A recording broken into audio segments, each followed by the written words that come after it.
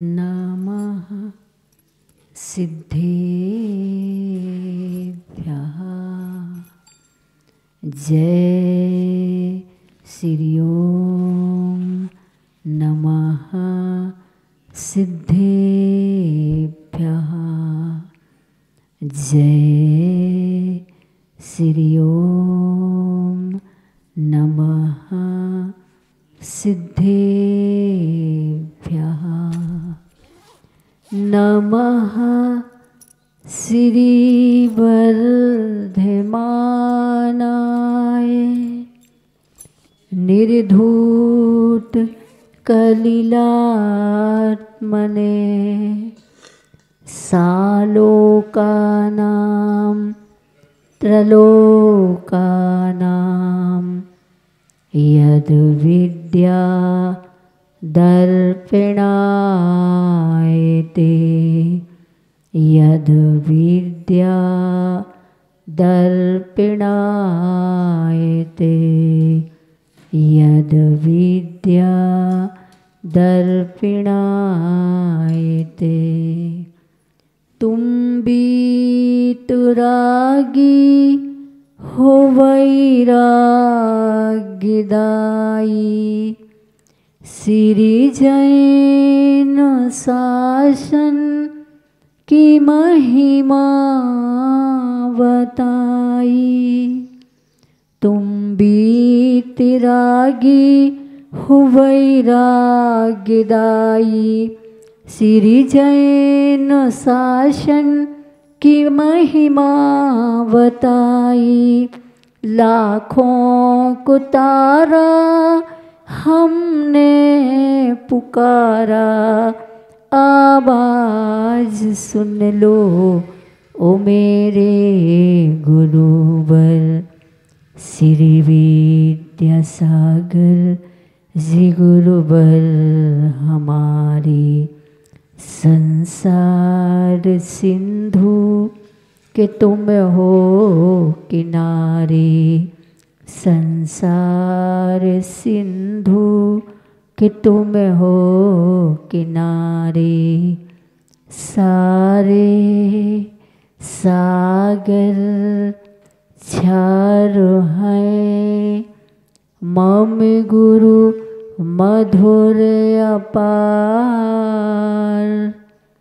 नमः विद्यासागर गहूँ भव सागर कर पार। भव सागर कर पार।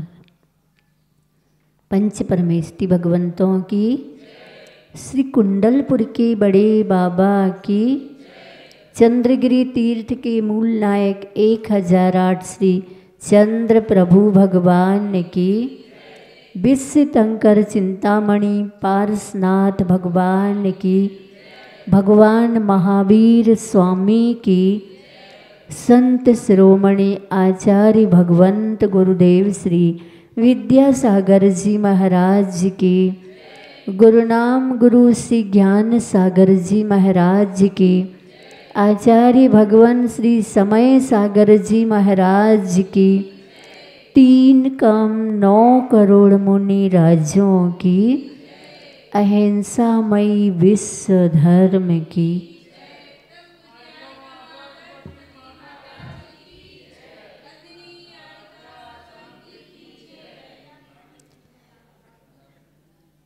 प्यारी प्यारी भव्यात्माओं, गुरु वैणम भक्ति निर्झर के गवाक्ष से अरस मरूव मगंधम अब्बत्तम चेदना गुण मसद्यम जान अलिंग गहणम जीव मणि डिठ संठाणम। जब साधना के तल स्पर्शी अध्यात्म में साधक अवगाहित होता है तो ऐसे उत्कृष्ट साधक श्रवण महाश्रवण परम पूज्य आचार्य भगवंत गुरुदेव जब शुभोपयोग में विचरण करते हुए इस गाथा का अद्भुत अलौकिक रस पान करते हुए, ये एक ऐसा रस है जिसका दर्शन चर्म की आँखों से नहीं होता है। इसका दर्शन ज्ञान, और ज्ञान जब विवेक में ढलता है, भेद विज्ञान में ढलता है, तो साधक को एक अनुभूतिपरक एहसास अध्यात्म का होता है। तो जो व्यापक दृष्टिकोण वाले साधक होते हैं, जो ये कहते हैं कि भाई तेरा तो तेरा है, मेरा भी तेरा है, और अंत में तो ये बताते हैं कि ना तेरा है ना मेरा है, ये दुनिया एक झमेला है। जब इस झमेले में मकड़ी के जाल की तरह बुनता है और फंस करके मरता है, ऐसे भव्य जीवों के प्रति आचार्य भगवंतों को दया आती है, करुणा आती है। और जो माल अध्यात्म का चखने को आचिसी को मिला, उस माल से तुम्हें भी वो माला माल करना चाहते हैं। जब माला माल करना चाहते हैं तो वही कार्य जो एक माँ करती है घर में, छोटे छोटे बड़े बड़े सब प्रकार के आबाल वृद्ध सदस्य रहते हैं, और माँ उनको पहले से ही प्रबंध कर देती है कहीं जाने के पहले। बच्चों को बच्चों के हिसाब का बना देती है, बड़ों के बड़ों का हिसाब से बना देती है, और बता जाती है कि बेटा इसमें से इतना ही खाना, तुम भी इसमें से इतना ही खाना, क्योंकि शुगर पेशेंट हो अथवा कोलेस्ट्रॉल पेशेंट हो, है ना। एक माँ ही ऐसा बताती है। ऐसे ही आचार्य भगवंत लौकिक जगत में माँ, तो पारमार्थिक अलौकिक जगत में गुरु इस सबको संभालते हैं। और संभालने की दृष्टि से ऐसे ऐसे साहित्य में अद्भुत दिव्य व्यंजन बना के गए हैं, जिन व्यंजनों में कितना खाना चाहते हो, सारे के सारे व्यंजन अद्भुत अलौकिक ऐसे रस से भरे हैं। आप लोग भजन गाते ना, जिनवाणी मीठे रस से भरी जिनवाणी। अब आप सोचिए, तुमने तो यहाँ के शक्कर का मीठापन स्वाद में लिया है, लेकिन वो मीठा, वो मिठास, वो मधुरता जिसकी गंध भी हमें आज तक प्राप्त नहीं हुई, उस गंध को पाने के लिए चूँकि आचार्य श्री जी नीरस आहार को भी कैसा लेते थे, जैसे बिना नमक की दाल, बिना नमक की रोटी, बिना नमक की सब्जी। बहुत वर्षों से तो सब्जी ली ही नहीं। और जब किसी ने कहा आचार्य जी आप हरी नहीं लेते हैं, आचार्य ने कहा किसने कहा कि मैं हरी नहीं लेता हूँ? हरि नहीं लेता हूँ, लेकिन हरि का नाम तो प्रत्येक पल लेता हूँ। ने जो शरीर को हरा भरा बनाए वो हरि नहीं लेता हूँ, लेकिन जो आत्म तत्व को, साधना को हरा भरा बनाए, उस हरियाली को नहीं, हरि का नाम लेता हूँ। ऐसे आचार्य भगवंत ने कम से कम उस अध्यात्म की अनुभूति ना कर सको तो अध्यात्म की भूमिका बनाओ, तो अध्यात्म की भूमिका भगवान की भक्ति से होगी।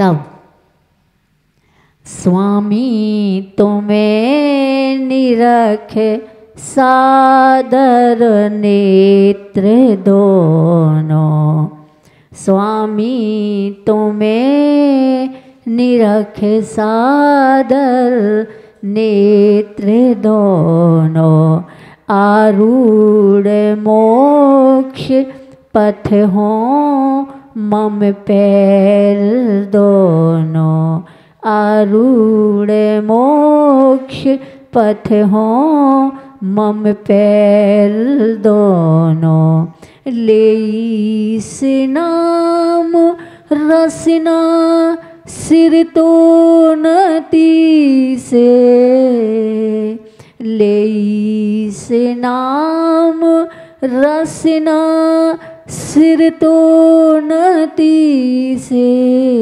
यूं अंगे अंग हर से तुम संगति से, यूं अंगे अंग हर से तुम संगति से, मूंगे समा अधर पे स्मित सौम्य रेखा, मूंगे समा अधर पे स्मित सौम्य रेखा, है प्रेम से कह रही मुझको सुरेखा, आनंद बारिधि तुम में लहरा रहा है, आनंद बारिधि तुम में लहरा रहा है, पूजूं तुम्हें बन दिगंबर भा रहा है, पूजूं तुम्हें बन दिगंबर भा रहा है। इस प्रकार से ये भगवान की स्तुति। भगवान की स्तुति कैसे की जाए? तो ये 5 हमारी जो इंद्रियां हैं ना, इनका सही सही सदुपयोग किया जाए भगवान की भक्ति के लिए। और इसके उपरांत जो भगवान की छवि है, उनके ओंठ कैसे हैं? मूंगे समा, अधर पे स्मित सौम्य रेखा, है प्रेम से कह रही मुझको सुरेखा, आनंद बारिधि तुम में लहरा रहा है, पूजूं तुम्हें बन दिगंबर भारा। वीतराग मुद्रा कैसी है? कोई तनाव में, कोई टेंशन में,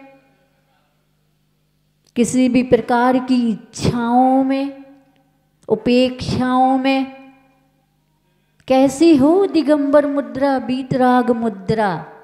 आचार्य जी का कहना है ये वीतराग मुद्रा संसारी जीवों में, जिनकी धन दौलत को चाह की, दुनिया में वर्ल्ड में सबसे बड़ा आदमी मैं बन जाऊं, ऐसे वितरागी को वीतरागता का दर्शन नहीं होता। क्योंकि उनकी आंखों में क्या है?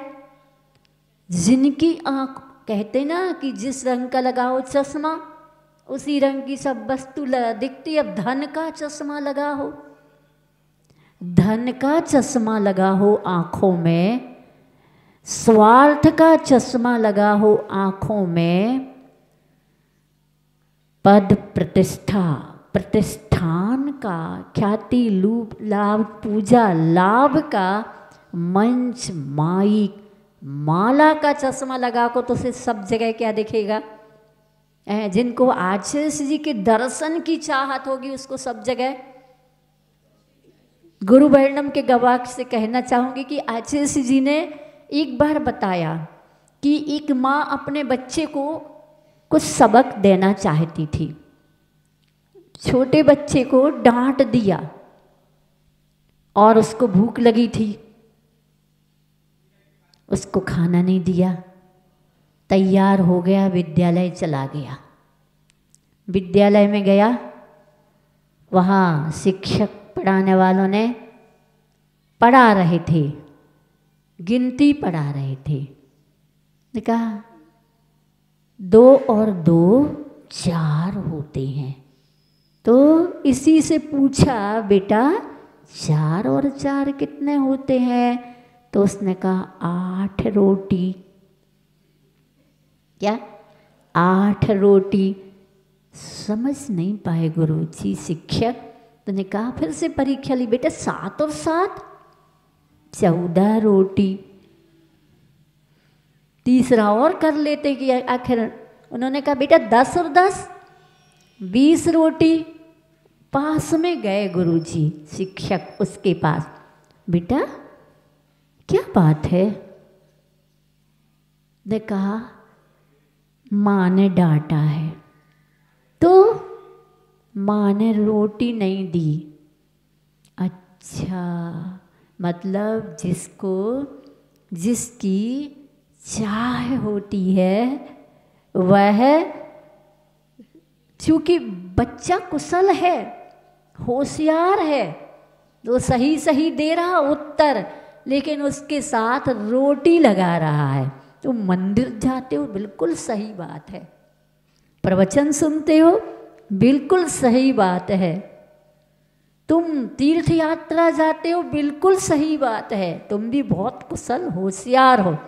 लेकिन उस बच्चे ने तो मुंह से कह दिया 4 और 4 8 रोटी, 7 और 7 14 रोटी, 10 और 10 20 रोटी। तुम बाहर नहीं दिखाते, तुम्हारे तो भीतर भगवान क्षेत्र पर आए हैं, सिद्ध क्षेत्र पर आए हैं। और आचार्य भगवंत की तो अद्भुत महाप्रयाण समाधि स्थली पर आए हैं। आपके भीतर अगर वित्तरागता है, वित्तरागी हो, तो आज इसने कहा आप भी भगवान से धन ही मांगते हो, इज्जत मांगते हो। मतलब आप सांसारिक सुख मांगते हैं। पर ध्यान रखना चाहिए, तुम बच्चे नहीं हो। आज इसे कहते हैं एक अपेक्षा से तो बच्चे ही हो। बच्चा जैसा ना समझ होता है ना, बालक है, क्या कहते हैं उसको? बालक है। आज इसने एक बार कहा था ना कि जब आहार में बाल चंद आ जाते हैं, क्या बाल चंद आ जाते हैं ना, तो श्रावक को बहुत दुख होता है। इसमें आशीष जी को अंतराय आ जाए, किसी के माध्यम से रोटी में बाल आ जाए या दाल में बाल आ जाए, तो सामने वाला बहुत रोता है, बहुत रोता। तो आशीष जी कहते हम तो उनको ऐसा ही समझा देते हैं, बाल पने में ज्ञान न लहो। क्या इस बाल और उस बाल में कहाँ बेचारे को ज्ञान है कि मुझे कहाँ आना और कहाँ नहीं आना? बाल तो सिर में उगना चाहिए, लेकिन भोजन में कैसे आ जाता है? बाल पने में ज्ञान ना लहो। इसलिए ये अंतराय लोग कहते ना, अच्छे से का कहना है, लोग कहते हैं ये सोध सोध के बाल आ जाते हैं। क्या सोध सोध के बाल आ जाते हैं? अगर धर्म की गली में बाल आ जाए और गले में बाल आ जाए तो दोनों अटक जाते हैं। इसलिए हमें जिस स्थान पर जाते उसका पूरा हो करके जाओ। सिद्ध क्षेत्र जाना है तो पूरे सिद्ध क्षेत्र के होके जाओ। आँखों में और कोई सपना नहीं, आँखों में और कोई रंग नहीं, एक ही रंग, भगवान का रंग, कर्म क्षय का रंग। और धंधा करो तो क्यों एक ही धन का रंग? आचार्य कहते आए जैसे भी आए आए, क्यों? आचार्य कहते आए जैसे भी आए, पर आए कैसी आए? अन्याय से आए कि किसी को लूट कर आए, पर आए, इसी का नाम तो अन्याय है। बड़ी छोटी छोटी बातें हैं, लेकिन तल स्पर्शी गहराई को लेकर के हैं। ऐसे परम पूज्याचार्य भगवंत ने कहा, चलो तुम महाराज नहीं बन सकते हो तो गृहस्थ जीवन में रह करके अगरबत्ती होती है, उसको आग का योग मिलने पर भी आचार्य का कहना है वो माहौल को महकाती है। क्या? माहौल को महका देती हो। तुम्हें आग का निमित्त मिलता है तो क्या करते हो? माहौल को भड़का देते हो। मंगलमय माहौल को क्या बना देते हो? दंगल में परिवर्तित कर देते हो, अमंगल में परिवर्तित कर देते हो। हम एक छोटी सी सलाह दे रहे हैं। क्या कहा आचार्य ने? हम एक छोटी सी सलाह दे रहे हैं, क्योंकि हमारी सलाह सस्ती नहीं है। क्या? क्योंकि दुनिया में सबसे सस्ता, सबसे सस्ती सलाह है और सबसे महंगा सहयोग है। लेकिन ऐसे जो साधना में रत जीवंत अध्यात्म के अखबार हैं, वो अगर हमें एक भी शब्द बोल दें तो हम कैसे हो जाते थे? माला माल। हम एक सलाह देते हैं, आचार्य का कहना है कम से कम अगरबत्ती बन जाओ। गुस्सा भी आए, अगर तुम्हारे जीवन में कोई क्रोध पैदा करने वाली आग भी लगाए, तब भी तुम अपने इस नश्वर जीवन से क्या करना? दूसरे के जीवन को महकाना, खुशबू से भर देना और ऐसा व्यवहार करना कि सामने वाला अंगुली माल डाकू भी क्या बन जाए? क्या बन जाए? अंगुली माल नहीं, माला माल बन के साधु बन जाए। तो ऐसे आचार्य श्री जी ने तो कदम कदम पर पूड़ियाँ नहीं छोड़ी। आचार्य श्री कहते हम तुम लोग जैसी पूड़ियाँ नहीं छोड़ते हैं, हम तो आपके मन के अनुरूप पूड़ियाँ, कचौड़ियाँ और मिठाइयाँ देते हैं। क्या? हम पूड़ियाँ नहीं छोड़ते, हम तो पूड़ियाँ, कचौड़ियाँ और मिठाइयाँ छोड़ते। बस तुम्हारे लिए दृष्टिकोण की आवश्यकता है। तुम्हें हमारे इस देशना में क्या दिखता है? का मिलत है होते ढंग से तो दर्शन तक तो मिलत नहीं थी। ऐसे ही कहते ना, जाओ उतनी दूर, कहीं ट्रस्ट तो कहीं वॉलेंटियर, पास में ही नहीं जाने देते। अरे तुम दूर से, आचार्य जी कहते तुम दूर से देखो, दूर दृष्टिकोण से देखो, सुदूर देखो, तुम्हें दिखेगा एक अद्भुत अलौकिक स्वरूप। तुम भीड़ में देखोगे ना तो भीड़ तो क्या करेगी? कहीं इधर खसकाएगी, कहीं उधर खसका देगी। और अगर दूर से देखते हो तो दूर से देखो। आप दूर से देखोगे, देखते कभी देखा हो तो आचार्य जी का एक ऐसा ओरा आभा मंडल फैलता हुआ बहुत दूर दूर तक का दिखाई देता था। रामटेक में एक बार ऐसा ही हुआ, हम लोग आचार्य जी के पास बैठे थे तो किसी ने बताया था कि देखना आचार्य जी का आभा ओरा देखना। तो हम लोग देख रहे थे, तो हम लोग थोड़ी खुसर पुसर भी कर रहे थे। तो आचार्य जी ने कहा क्या हुआ? मैं कुछ नहीं, आचार्य जी बहुत बड़ा आपका ओरा आभा मंडल दिख रहा। क्या होता है ये? कौतूहल में बोले ये सब क्या होता है? आचार्य जी साधना का, पवित्रता का, निर्मल ध्यान का ऊर्जा वाला आभा मंडल बहुत बड़ा दिख रहा है। तो अच्छा कहते अच्छा, हम लोगों ने कहा आपका दिख रहा है। फिर चर्चा प्रारंभ हो गई। तो ये ऊर्जा से भरा दिव्य झिलमिल झिलमिल करता पुंज, प्रकाश पुंज जैसा ओरा आभा मंडल किसका दिखाई देता है? जिसकी मनः स्थिति परिस्थितियों में भी कैसी होती है? अध्यात्म की अनुभूति करने वाला होता है, उसके ही दिखाई देती। ऐसे साधक का दर्शन, साक्षात जीवंत समय सार का दर्शन और मूलाचार का दर्शन किस किसने नहीं किया? किसने नहीं किया? कोई है यहाँ ऊपर हाथ उठा सकता जिसने आचार्य का दर्शन ना किया? सबने किया। अगर यहाँ के कण कण से भी पूछा जाए तो वो कहेंगे हमने भी किया। यहाँ के वृक्षों से पूछा जाए तो वो भी कहेंगे हमने किया। यहाँ की एक एक चीज़, गायों से भी पूछा जाए, गायों को भी आचार्य जी ने आशीर्वाद दिया और उनको भी नमोकार मंत्र सुनाया। कितनी पुण्यशाली। इस प्रकार से आचार्य जी ने पुण्य को गाढ़ा किया। क्या किया? पुण्य को गाढ़ा क्यों किया? ताकि लोग मुझे चाहें? नहीं, ताकि हम कर्म क्षय करने में सहजता, स्थिरता और गहरी साधना कर सकें।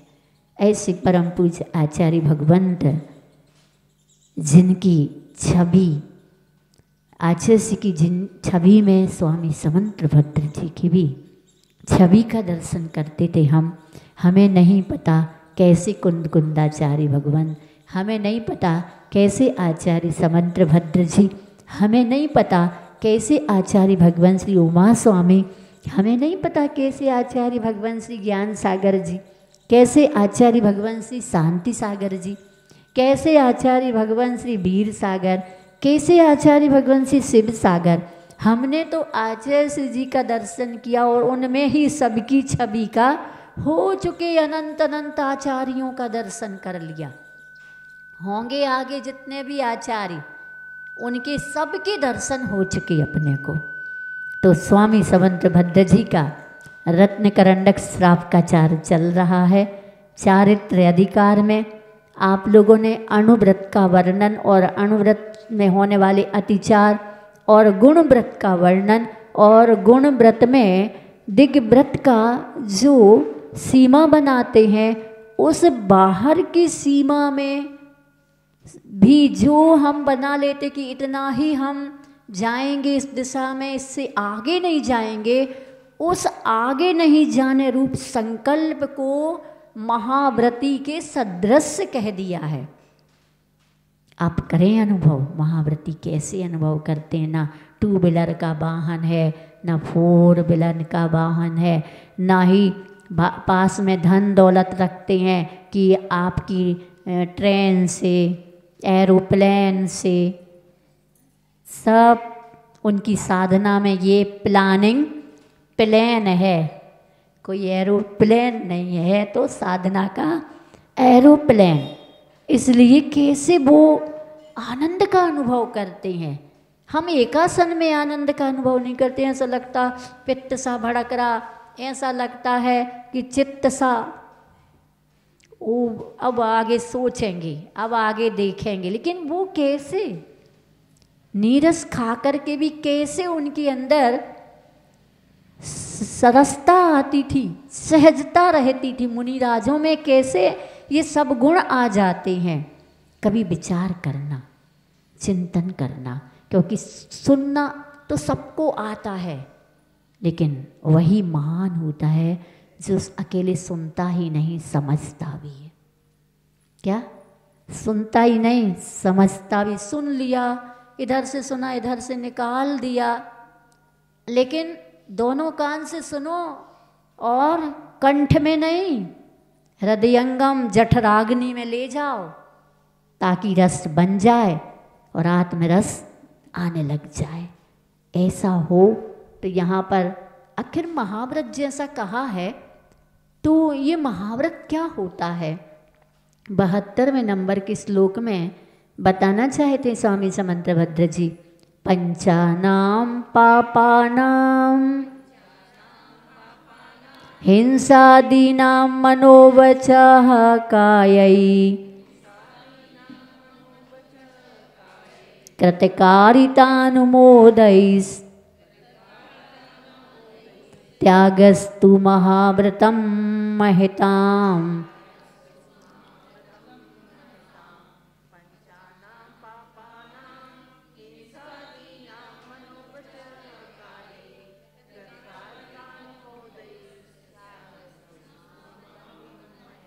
पंचानां पापानां हिंसादीनां मनोवचः कायैः कृतकारितान् मोदः त्याग अस्तु महाव्रतम महताम पंचानाम पापानाम। ये तो जग विख्यात है, सबको रटा हुआ है। ये अवश्य है कि जिब्बा तक ही रटा है, जीवन में नहीं रटा। और अगर जीवन में रटा होता तो 5 पापों से मुक्त होने की साधना करते।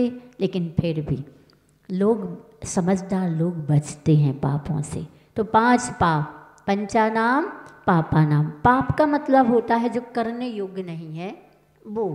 ऐसे 5 पापों का, तो कौन से 5 हैं? तो हिंसा दीनाम, हिंसा, झूठ, चोरी, कुशील और परिग्रह, ये 5 पापों का मनोवचः कायै, मन वचन काय से, कृत कारित अनुमोदन ही, कृत कारित और अनुमोदना। मन से तो जानते हो, पहले पाप का भाव मन में आता है, फिर वचन में आता है और फिर काय में परिणत होता है। टाइम भी लगता है और बिना टाइम के भी सब कुछ कर जाता है। तो मन वचन काय, और कृता ने स्वयं करना, कार्यता ने दूसरे से कराना, और अनुमोदना ने करने वालों को प्रशंसा करना, अनुमोदना करना। बहुत अच्छा, बहुत अच्छा। लेकिन दान देते तो करते ना, अनुमोदना अनुमोदना, पढ़ते ना दान देने वालों के लिए अनुमोदना वाली लाइन दोहराते। यही अनुमोदना है, दोनों में अनुमोदना। पाप के कार्यों में भी अनुमोदना होती है, तो पुण्य के कार्य में भी कृत मन वचन काय, कृत कारित अनुमोदना। कोई आहार दान दे रहा, धन्य हो धन्य हो। जिनके यहाँ आचर्षी का अपने यहाँ एक बार भी आहार ना हुआ हो, और आचर्षी का किसी के यहाँ 2 बार हो गया हो, 1 सप्ताह में, 15 दिन में, तो क्या करते? यह तो सब पैसा ही वालों का है। अरे पैसा वालों का है कि अनुमोदना करो। तुम अनुमोदना करोगे तो तुम्हारे दानांतराय कर्म का अब उदय चल रहा है, तो दानांतराय कर्म का क्षय उपशम हो जाएगा। ये तो होता ही नहीं, यही तो बात है। पड़ोसी की दुकान चल रही हो तो अपना मन क्या करता है? खुश नहीं होता, धन्य हो, चलो कोई बात नहीं, उसका तो बिका, चलो कोई बात नहीं, उसके तो आहार हुआ, उसको तो आशीर्वाद मिला, उसको तो गुरु ने एक आँखों से देख करके उसका कष्ट दूर कर दिया। ये भाव ही नहीं आते। मतलब हमारे जीवन में चाहिए सब, लेकिन अनुमोदना हमारे भावों में कोई करे। हमें क्या, आहार अच्छे से हो। पहले तो भावना यही होना चाहिए, पड़गाहन करते समय हमारे चौके में आशीष जी आए, हमारे चौके में मुनि महाराज आए, और अगर नहीं आए तो जहाँ भी गए हैं उनके चौके में निरंतराय अच्छे से आहार हो।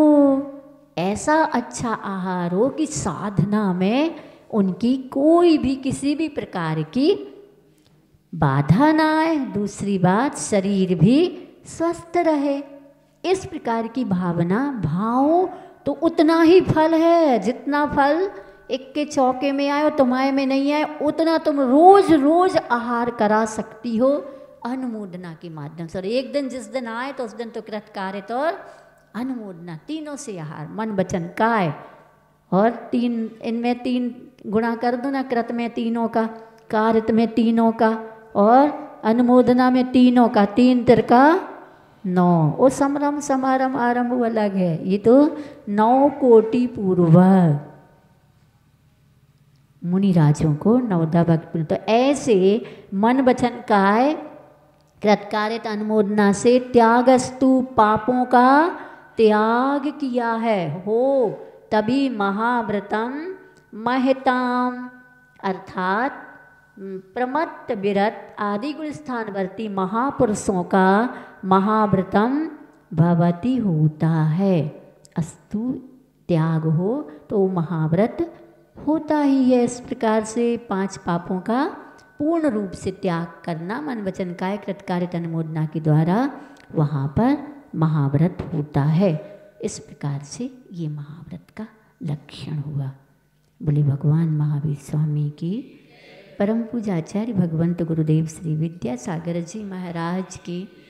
गुरुनाम गुरु श्री ज्ञान सागर जी महाराज के, आचार्य भगवान श्री समय सागर जी महाराज के, 3 काम 9 करोड़ मुनि राजों के